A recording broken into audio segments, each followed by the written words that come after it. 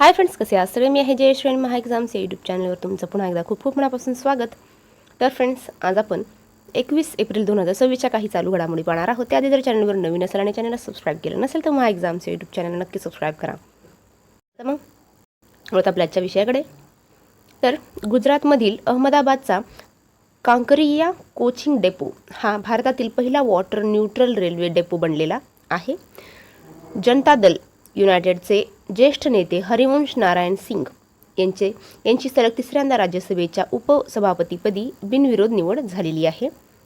कृत्रिम बुद्धिमत्तेचा ऊर्जा वापर कमी करण्यासाठी केम्ब्रिज विद्यापीठाच्या संशोधकांनी हॅम्फनियम ऑक्साईड मेमरिस्टर विकसित केलेले आहे.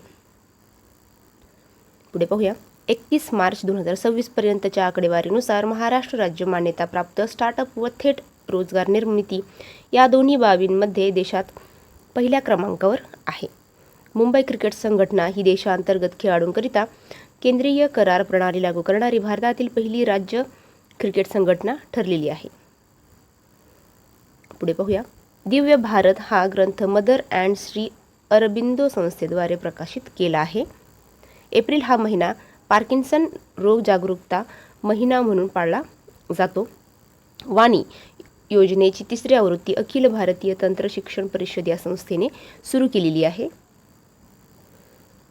पुढे पाहूया. भारतातील पहिला स्वदेशी semiconductor chip fabrication plant Gujarat राज्यातील धोलेरा येथे स्थापन करण्यात येत आहे.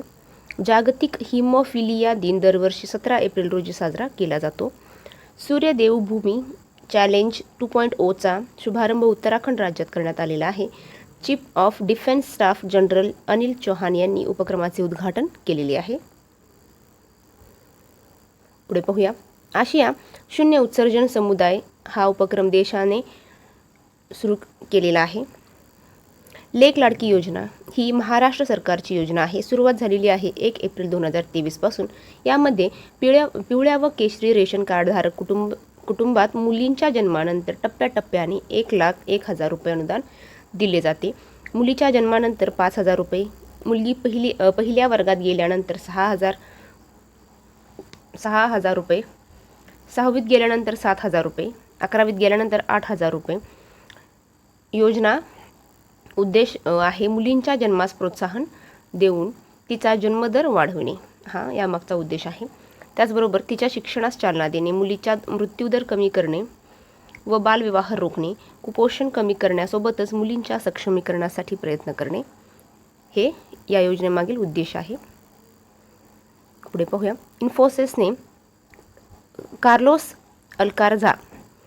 अल्कार्ज यांना जागतिक ब्रँड अँबॅसेडर म्हणून नेमले आहे. घोषणा 15 एप्रिल 2026 रोजी करण्यात आली. पार्टनरशिप मल्टी एअर भागीदारी. इन्फोसिसबद्दल माहिती पाहूया. 2 जुलै 1981 मध्ये स्थापना. मुख्यालय आहे बेंगलोर, कर्नाटक. अध्यक्ष आहे नंदन निलेकणी. पुढे पाहूया. कर्नाटकातील याना गुहांना राष्ट्रीय महत्त्वाच्या भूवारसा स्थळाचा दर्जा मिळालेला आहे. मान्यता मिळालेली आहे 13 एप्रिल 2026 रोजी. ठिकाण आहे उत्तर कन्नडा, कर्नाटक. भूवारसा स्थळ आहे याना लेणी. हे एक सुप्रसिद्ध पर्यटन आणि तीर्थक्षेत्र आहे. गुहांमध्ये भव्य कार्स्ट चुनखडीच्या रचना आहेत.